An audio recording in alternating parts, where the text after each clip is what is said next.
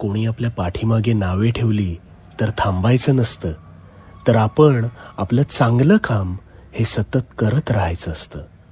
आता तुझी ही चिंता सुद्धा मिटवतो, तर शांतपणे ऐक.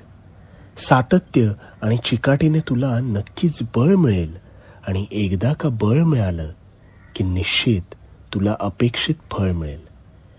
जिद्द आणि सातत्यामुळे कासव सुद्धा शर्यत जिंकलं होतं हे विसरू नकोस.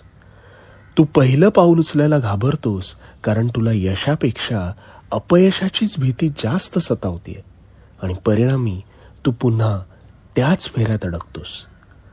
तू तुझ्या कार्यावरती पूर्ण झोकून दे. परिणामांची चिंता करू नकोस, कारण तुझ्या अंतरात्म्यात मी तुला कधीच हरू देणार नाही.